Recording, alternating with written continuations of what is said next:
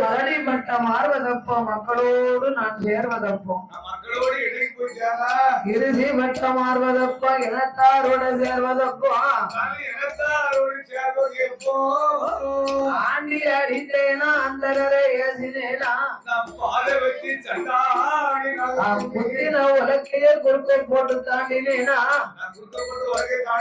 கன்றுக்கு பால் இல்லாமல் கறவைக்கு விட்டேனா கறவைக்கு விட்டேனா சாமி கடந்த பாலிலே கலப்படம் செய்தேனா அப்ப ஏன் ஐயா எனக்கு பிள்ளை இல்ல ராஜோ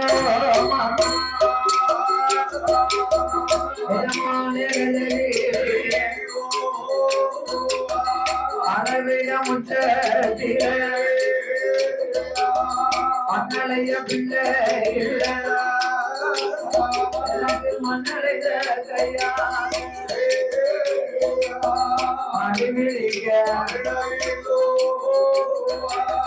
நிறகுடது தண்ணீரிலே குழந்தை இல்லை உறவுடது தண்ணீரிலா ஓடி வைக்க குழந்தை இல்லை மக்கில தாளம் போட்டா மாறி ஒண்ணு பிள்ளை இல்லை சாதம் போட்டான் சாதம் போட்டா குழந்தை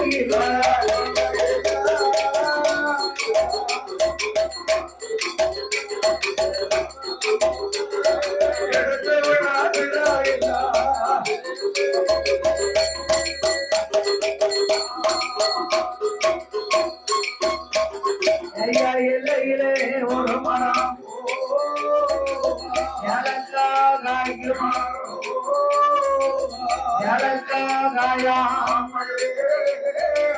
எனக்கில்லையும் நாள்வானே அழகாக ஐம்பதப்போ எனக்காரோட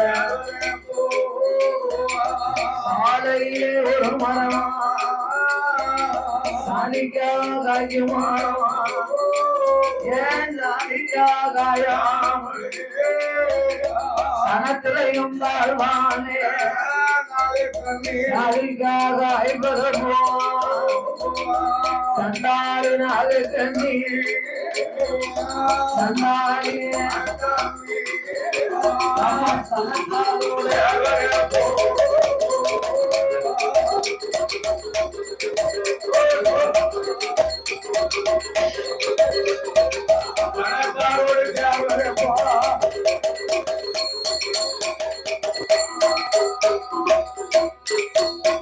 எனக்கு கதறிக்கா காய்கறிக்கா சிலரிக்கா விளையாட பூசணிக்கா ஓட்டத்திலைய மன்னா அப்பறிக்க குழந்தை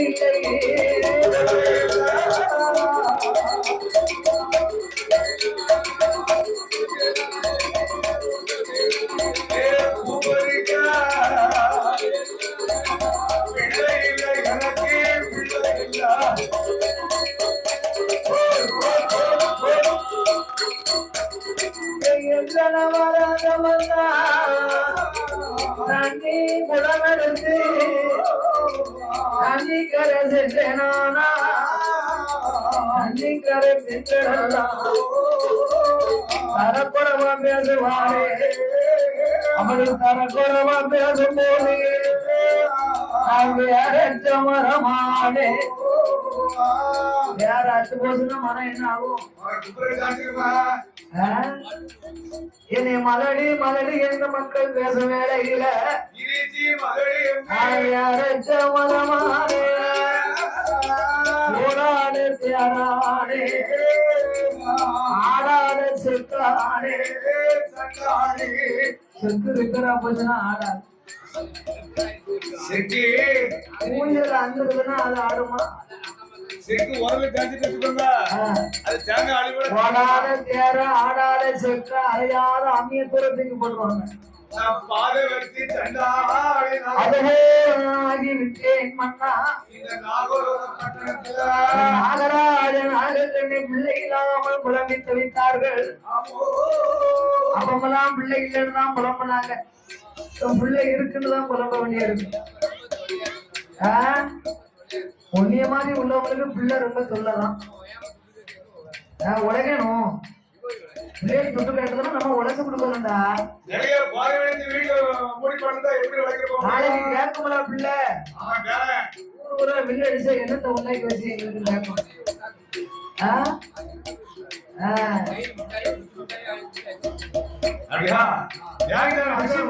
கொடுக்கல ஐசா வாங்கி கொடு. குச்சியாவது மிச்சம் ஐசா 60 ரூபாயாம கேக்கிய அட்வான்ஸ் கொடுக்க வந்தாங்கன்னா 1.5 லட்சம் கொடுங்கன்னு கேக்கிய.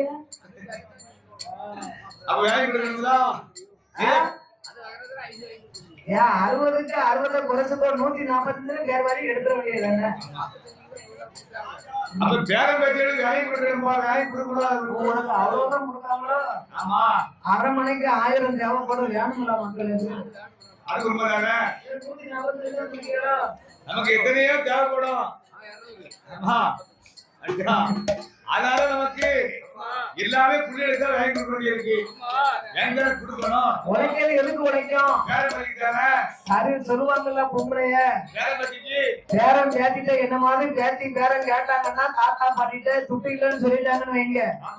மர்மா தள்ளி நின்று கேப்பா துட்டு இல்லையா கொஞ்சம் அவங்க தூக்கி பேரன்னு பேத்தியும் கறி அறுத்து வித்தாவது வாங்கி கொடுக்க வேண்டாம்.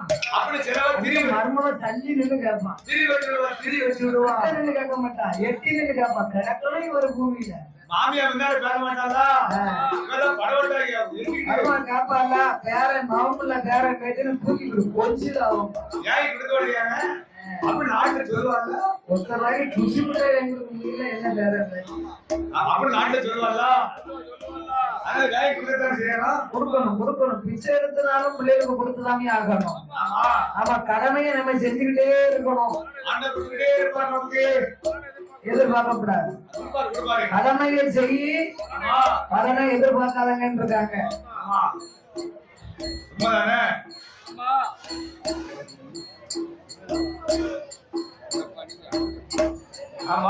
அப்படி நாகராஜ நாகக்கண்ணி இருவேறும் பிள்ளை இல்லாமல் ஏகி தவித்தார் மன்னா.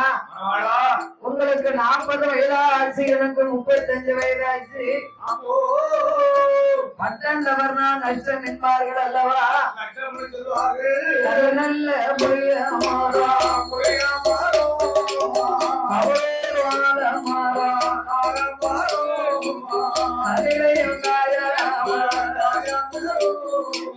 அவரே என்ன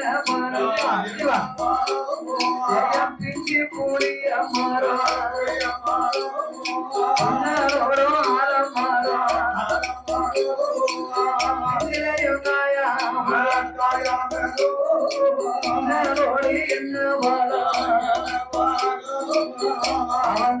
சாத்தாங்கிற முடிய வரைக்கும் இருந்துதான். ஆமா 3-4 மணி வரைக்கும் அவன் தான் இருந்ததான் பாருங்க. எனக்கு துணைக்கு ஒரு பொண்ணுன்னு கூட கண்ணாங்க மூடல உறக்கம் வரல. அதையத்தான் இருந்து கேட்டேன். அப்படியாக்கெல்லாம் போகணும்னா பொங்கலையே தெரியும். எங்கடா ராஜம்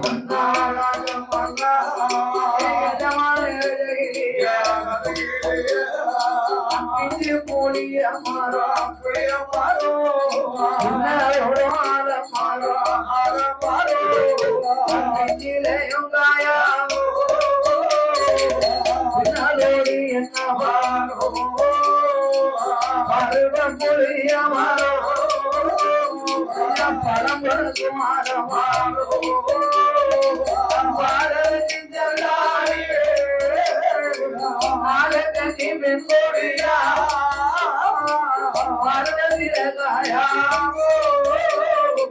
பழம் பழப்படுத்தி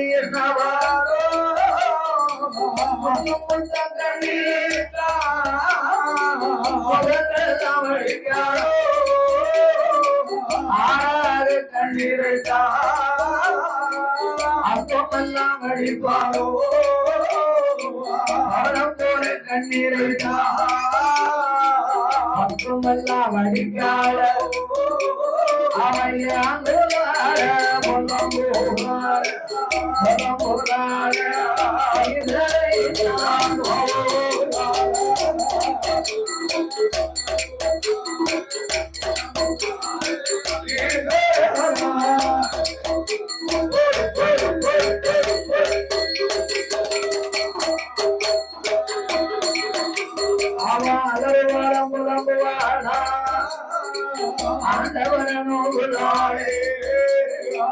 ஆண்டவனே பகவானே பகவானே பரம்பொருளே எங்க அப்பா செஞ்ச பாவமா என்னது எங்க அம்மா செய்த பாவமா யாரு செய்த பாவமோ இந்த வந்து நின்று சொல்லுவாங்க விடிஞ்சது என் பாதவத்தி சண்டா கணவா ராஜமன்னவா எனக்கு பிள்ளை இல்லாத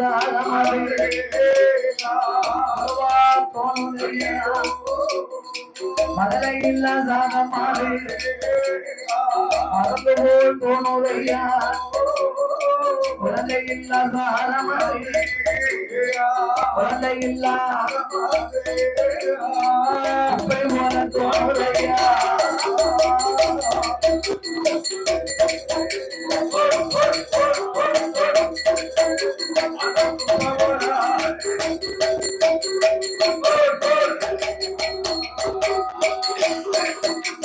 அம்மா நாளுக்கு நீ பிள்ளை இல்லாமல் ஏன் அம்மா புலங்கை தவிக்கிறாய் ஆண்டர் அருள் இருந்தா 60 கப்பாலையும் பிள்ளை இருக்கும் அம்மா செல்லு டசிச்சர் தானே வச்சிருக்க இல்ல அப்பான்னு தான் கூப்பிடும் உனிய மாதிரி உள்ளவங்க தாத்தான்னு சொல்லிடாம எப்படி ஆடு வருவேன் ஆட்டா இரு போய் என்னப்பா இரு போய்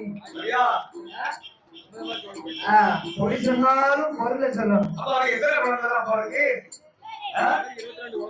தாத்தாவுக்கு வயசு 190 இருக்கலாம் அவருக்கு 2 குழந்தைன்னா அது போய் அவன் போய் கேட்கணும் அவருக்கு எந்த ஊர் அட்ரஸ் போட்டு விட்டுருக்காருன்னு பாருங்க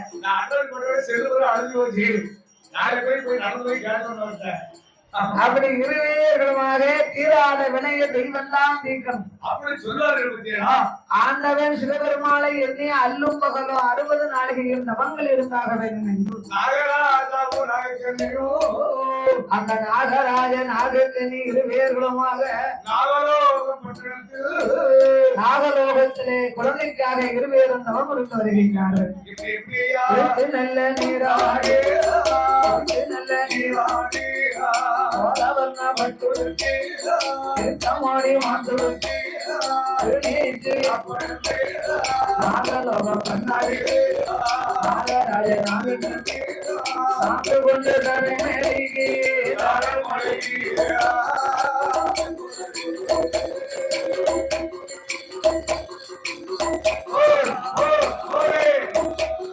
சந்தனத்த போல போட்டு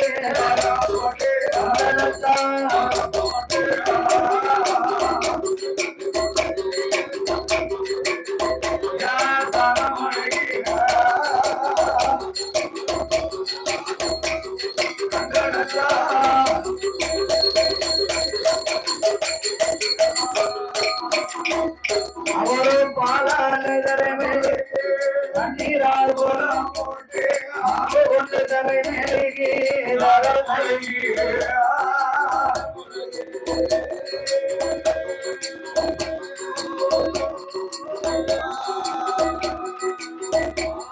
மஞ்சளால் போலம் போட்டாலே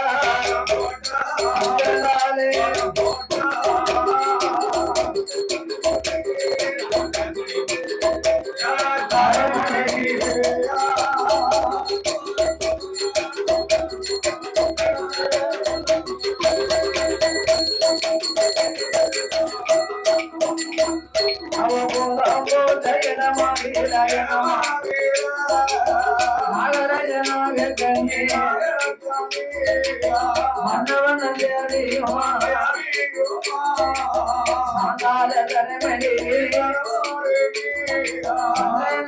கோலம் போட்டு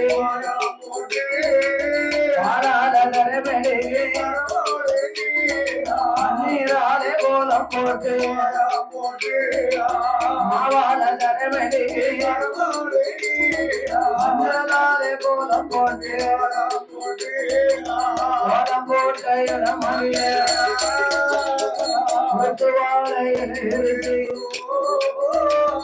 நாயகரை பிடித்தார்கள் நிலமறக்க தேங்காவோலம் எடுத்து வைத்து ஏற்றி வைத்து கொண்டவனும் தேவியுமா குழந்தை ஒன்று வேணும் என்று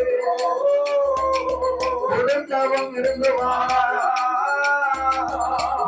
ஒன்று வேணும் என்று கொடுத்தவமும் இருப்பார் அதனை ஒன்று வேணும் என்று அறிவித்தவன் இருப்பார்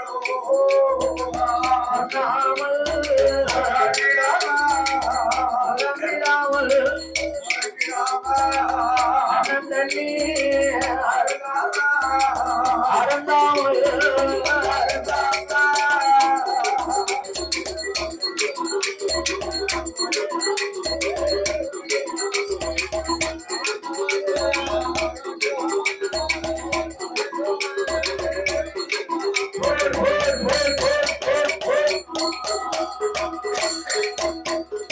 ஆண்டவனாகிய சிவனை எண்ணி நாகராஜன் நாகக்கண்ணி இருவேருமாக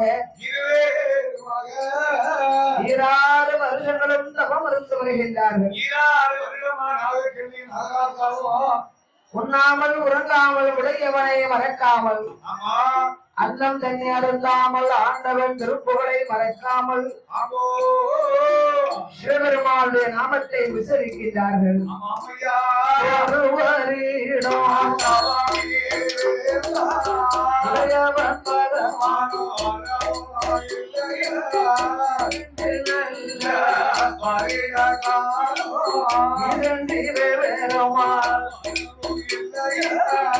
ஒன்று நல்ல பகவானோ நாளை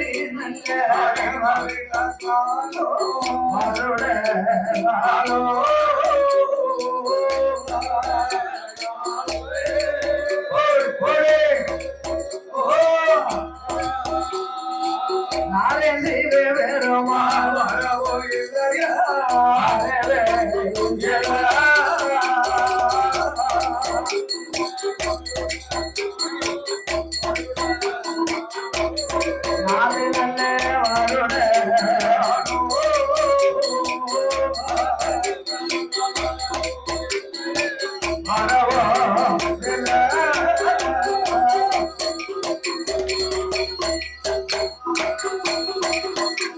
அங்கே ஐந்து நல்ல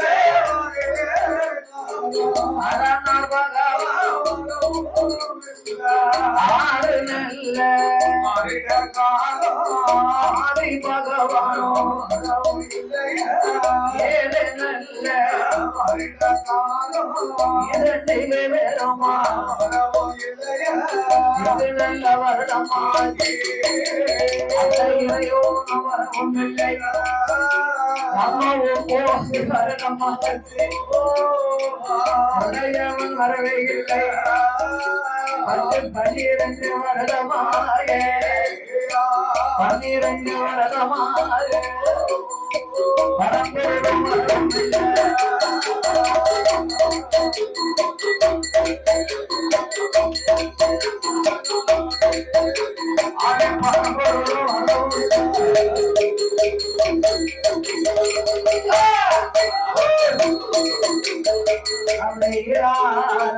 காலங்கள் வரைக்கும் உண்ணாமல் உறங்காமல் உடையவனை மறக்காமல் தவம் இருந்தார்கள். அரகரா சிவசிவ அண்ணாமலை நாதா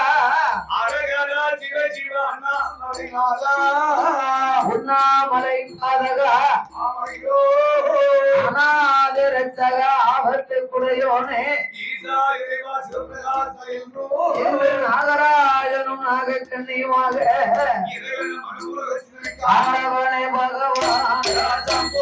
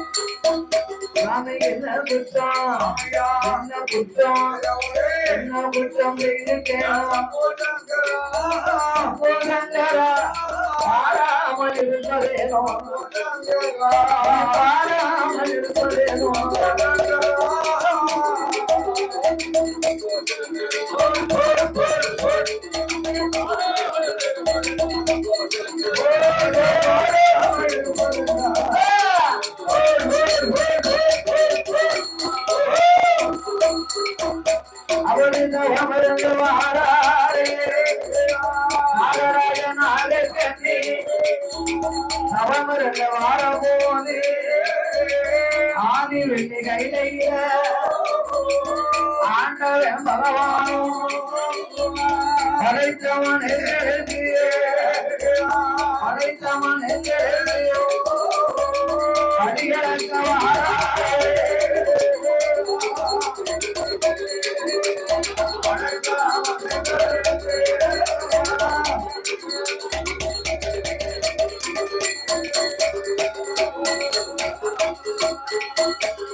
ஆண்டவனாகிய சிவபெருமான் அகில உலகமெல்லாம் படியிலிருந்து வர வேண்டும் என்று புறப்படும் பொழுது பார்த்தால் பார்வதாதேவி வருஷமெல்லாம் ஆண்டவன் படி இழந்தாரு வழிதான் அழைத்தாரா பட்டினியாகத்தான் போட்டு வருகிறாரா இவரோடு சென்று நாமளும் பார்த்து வர வேண்டும் என்று என் ஆதிபராசக்தி அம்பிகை அங்கையர் கண்ணி அகிலாண்டகோடி பிரம்மாண்ட நாயகி ஆண்டவனை அழைத்தார். ஆண்டவனே பகவானே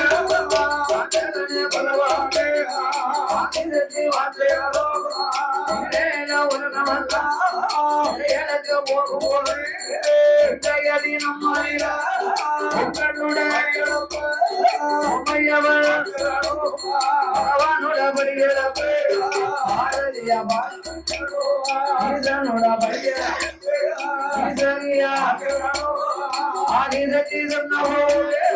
ஆதிசக்தி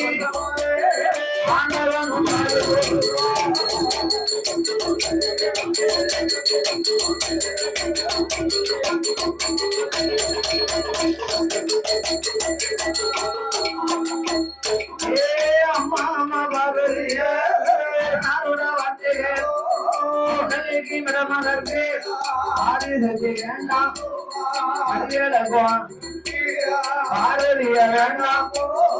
அம்மா பார்வதி, என்னோடு நீ உலகம் எல்லாம் படியெடுக்க வந்தையானா? உலகத்திலே படைத்த மக்கள் ஒரு விதமாக இருந்தாலும் உலகத்தை ஒரு விதமான படைச்சிருக்கேன், மக்கள் பலவிதமா இருக்காங்க. நான் படைத்த படைப்பிலே பிறவிலே ஒருவரை கூடாக படைத்திருப்பேன், இன்னும் ஒருவரை குருடராக படைத்திருப்பேன். காது கேட்காது, கண்ணு தெரியாது, ஊனமற்றவர்களா இருப்பாங்க, குழந்தை உள்ளவர்கள் இருப்பாங்க, குழந்தையே இல்லாதவர்களும் இருப்பாங்க. உலகத்திலே பெரிய ஒரு வசதியை கொடுத்திருப்பேன், அங்கு ஒரு குழந்தை இருக்காது. மற்றவர்களுக்கு குடிக்க உப்பில்லா கூட இருக்காது, அத்தனை அங்க பொட்டப்படியா தான் இருக்கும். இதெல்லாம் என்னுடைய படைப்பம்மா. பெண்ணாக பிறந்தவா நீ, உலக சக்தி, உலக மாதா. பெண்கள் மனசு ரொம்ப இலகின மனசு. அதனால என்ன ஒரு வந்தையானா எனக்கு இறைகளுக்கு நேரம் இருக்காது, உனக்கு பரிசுறதான இடம் இருக்கு. நான் வழிவந்து வருகிறேன், நீ கைலாசத்திலே அமர்ந்திருக்கின்றார். நீங்கள் வழிவந்து கைலாசம் ஒரு நாள் வரைக்கும் என் கண்ணால் எதை கண்டாலும் நான் வாயை திறக்க மாட்டேன், மறுவார்த்தை பேச மாட்டேன், சத்தியங்களை செய்து பகவான் பார்வதி இருவேர்களுமாக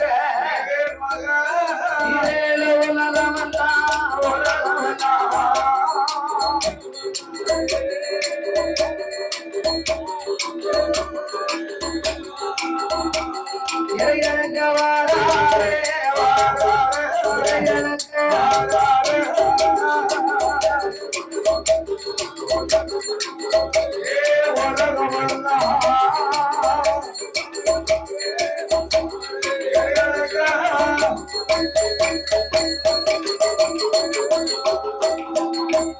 அவரும் மாறேட உலகமெல்லாம் எனக்கு பகவானும் பார்வதியும் நாளை நல்லதினை நல்லதினை உலகமெல்லாம் மடி கிடந்தார். மரக்காதினை எடுத்து மாநிலமும் ஆராய்ச்சி தினை எடுத்து ஆராய்ச்சி தினை எடுத்து அகிலமெல்லாம்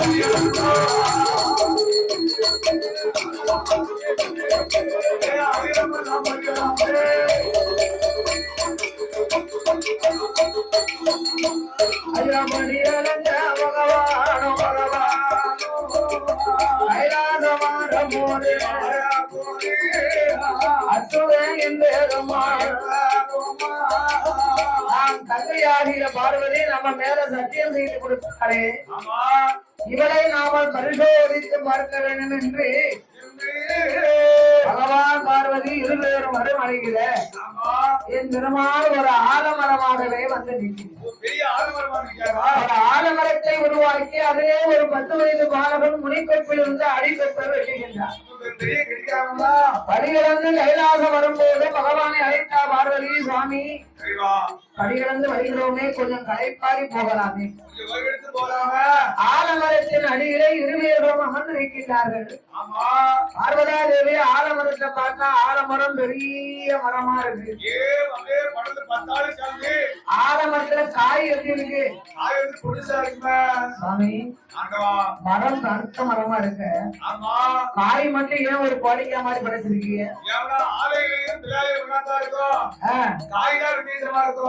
அப்படின்னு பார்வதா தேவி ஆண்டவன் பகவான் வந்து கேட்டான். அம்மா, ஆலமரம் பெருசா இருந்தாலும் அதுல உள்ள காயை நான் ஏன் குறைய படைச்சிருக்கேன் தெரியுமா? சம்சாரிகள் எல்லாம் வேலை பார்த்து முடிச்சுட்டு ஆலமரத்து நிழல்ல அசந்து சற்று ஓய்வு எடுப்பது வழக்கம். ஒரு சம்சாரி வந்து படுத்திருந்தாங்க. அவர் பக்கத்துல ஒரு பூசணி கொடி ஒண்ணு போச்சு. அவர் நினைச்சாரு, இவ்வளவு பெரிய ஆலமரத்துல பொடி கோழிக்கா மாதிரி ஆண்டவன் காயப்படுத்திருக்காரு, படுத்திருக்காரா? ஒரு சுண்டுவரி மாதிரி போது ஒரு பூசணி கொடி. ஆமா ஆமா ஆமா. இதுல பகவான் ஒரு 25 கிலோ உள்ள பூசணிக்காய படைச்சிருக்காரு. ஏப்பா இவ்வளவு ரெண்டியா உலகத்துல படுத்திருக்காரு? கொடிக்கும் காய்க்கும் பொருத்தம் இருக்கா? சம்பந்தம் இல்லையே, சம்பந்தம் அந்த இல்லையே. மரத்துக்கும் காய்க்கும் பொருத்தம் இருக்கா? பகவான் என்ன படைச்சாரு? இந்த பூசணிக்காவை மேல படைச்சு அந்த கொடி ஆலங்காவ கொடியில படைச்சிருந்தா எப்படி இருக்கும்? இந்த கொடி இவ்வளவு ரெண்டு காய தாங்குற, இந்த ஆலமரம் இவ்வளவு பெருசு விடு போல காய தாங்கிட்டு இருக்கு. ஒரு சொல்லி முடிக்க முடியல. ஆலமரத்துல இருந்த ஆலம் பலமானது பொத்துன்னு மூத்துல விழுந்துச்சு. ஏப்பா மூக்குல வந்துருச்சா? அப்ப அவர் நினைச்சாரா எனக்கு தான் புத்தி இல்ல. இந்த பூசணிக்காவை இப்ப மேல படைச்சிருந்து இந்த ஆலம்பளைய மூக்குல விழுந்தது மாதிரி பூசணிக்காய் விழுந்த இந்த நிலைமை என்ன இருக்கும்? மூக்கு டேமேஜ் சட்னியா இருக்குமே. சட்னியை நானே சொல்லி கொடுத்துருப்பேன். நம்மளை எல்லாம் காப்பாற்றலாம் பகவான் ஒன்று ஒன்று பார்த்து பார்த்து படைச்சிருக்காரு. உலகத்தெல்லாம் திஷ்டி எடுத்து படைச்சிருக்காரு. அப்படி பார்வதாதேவி ஆலமரத்தை சுத்தி பார்த்தா 10 வயது சிறுவனை கண்டா. யாருக்கு பார்த்தா? அங்க பாருங்க, ஒரு 10 வயது சிறுவன். ஆமா, சின்ன பையன் முனைக்கொப்பில் இருந்து அடிக்கொப்பை வெட்டிக்கிறான். யாராவது முனிக்கொப்பில் இருந்துட்டு அடிக்கொப்பை ஆடி கொண்டாடுவாங்களா ஐயா? அவன் என்னைய காட்டி புத்திசாலி, பெரிய அறிவாளி அவன். அதான் பல்லு யாருக்கு போச்சு? உனக்கு பல்லு மட்டுமா போவோம்? அவனுக்கு எல்லாமே போச்சு. ஆமா, பல்லு மட்டுமா போயிருக்கு அவனுக்கு. அவனுக்கு சொல்லும் போது பல்லு போச்சு, சொல்லு போச்சு, கூணும் போச்சு, குறுக்கு போச்சு, சட்டை உடல்ல உள்ள சட்டு போச்சு, எலும்பு போச்சு, வாரம் போட்டா கருவடிதான் வரும். அதுல உடம்புல ஆக்கு இல்லையா? அதனால அப்படிதான் இருக்க முடியும். அப்படிதான் இருப்பாரு. கிடைக்கும் அது ஆளு ஒல்லியா இருந்தாலும் ஆமா, திறமை இருக்கு, ஆரோக்கிய பால் சாப்பிடலாம். என்ன பலம் இருக்கு? படுத்தா எந்திரிக்க மாட்டான். படுத்தா எந்திரிக்க முடிய மாட்டேங்குது. வாய் ஓட்டா அவன் தூக்கம் வர மாட்டேங்குது. இந்த சிறுவனை கண்டு இவன் முனைக்கொப்பில் இருந்து அடிக்கொப்பை வெட்டுகிறான். இவனை எப்படியாவது நீங்க காப்பாத்துங்க. யாருக்கு பார்த்தா பத்தியா? அப்படி காப்பாற்றணும்னு சொன்ன உடனே பகவான் பார்த்தார், ஞானத்தால் அறிந்தார். கண்ணன் வேலை என்ற ஆண்டவன் தெரிந்து கொண்டு ஆண்டவரே கண்டறிந்து, அம்மா பார்வதி, ஈஸ்வரே, இவனை காப்பாற்ற என்னாலே முடியாது. யார் முடியாது? யார் முடியாது? அவனுக்கு விதி முடித்து விட்டது. அந்த விதியெல்லாம் அறியாத விதமாக வாழக்கூடியவர்கள் வாழ்வார்கள், சாகக்கூடியவர்கள் செத்தே தீர்வார்கள். ஆமா, மாமி இவனை காப்பாற்றலைன்னா உங்க கூட நான் வரவே மாட்டேன். அடி எடுத்து நவர மாட்டோங்காரு. அப்பனா ஒண்ணு சொல்லுங்க கேளு. என்ன? அவன் அறைய கிட்ட நெருங்கிட்டான். ஆமா, இன்னும் கொஞ்ச நேரத்துக்குள்ள வெங்கல விழ போறான். அப்படி விழும்போது அம்மான்னு விழுந்தா, ஆமா, நீ பார்வதி போய் காப்பாத்து. அம்மா சொன்னா பராசக்தி போய் காப்பாத்து. அப்பான்னு விழுந்தா நான் போய் காப்பி ஆத்துல நல்ல காப்பி ஆத்தலாம். ஆமா, இதுல 2 பேரும் பேசிக்கிட்டு தான் இருக்காங்க. அவனுக்கு ஆத்திரம் பொறுக்க முடியல. ஆமா, அம்மான்னு சொல்லல, அப்பான்னு சொல்லல. அப்ப என்ன சொல்லியிருப்பான்? இப்ப நான் மேல இருந்து ஆகாயம் அந்த தலையில வாழ முடியா? என்னடா சொல்லியிருப்பான்? உங்களோட பேர் வேணாம். ஏன் சிக்கினா சொன்னா அம்மாவே இல்ல, சித்தி எப்படி வருவா? வரமாட்டல்ல. ஆமா, ஐயோ நான் செத்தேன்னு விழுந்தான். அப்ப வாதி சரி அவனுக்கு பாத்துல. பார்வதி வருத்தங்களை கொண்டு ஒரு பிள்ளைக்கு உயிர் கொடுக்கலையே, ஆமா, இதுக்கு பதில் நாம் யாருக்காவது குழந்தை கொடுத்தாக வேண்டும் என்று ஆமையா ஆகல்ல கமலியா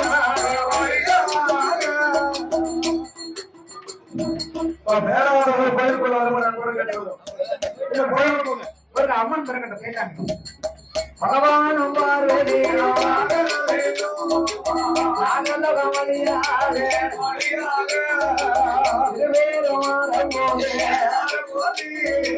மாணிக்க புத்துக்குள்ள ராஜராஜ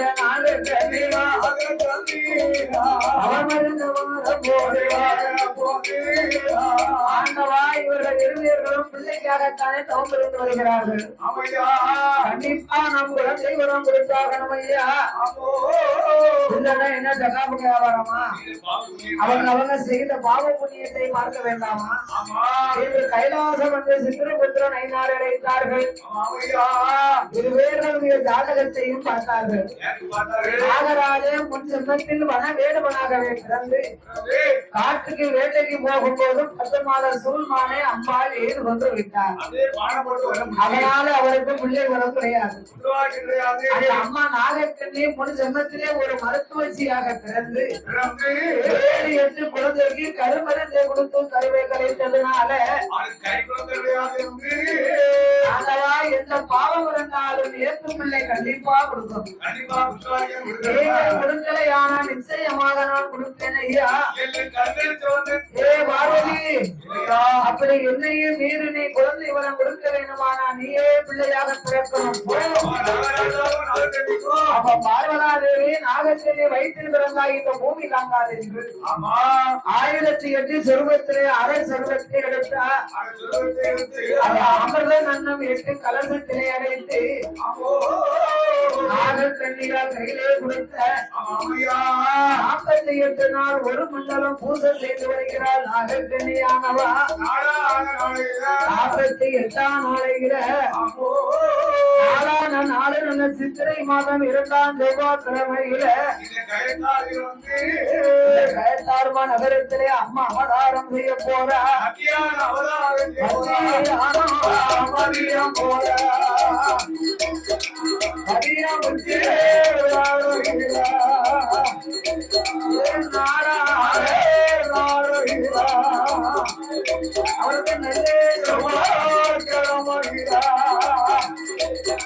கலகம் எட்டோ வெளிக்குறையா எல்லாம் கலகம் எட்டோ வெளிக்க போகையா அதிலே யாரெல்லாம் பிறந்து வாரா ஒன்றாகவே கலசீரா ஐயா கலசீரா கலசீரா கலசீரா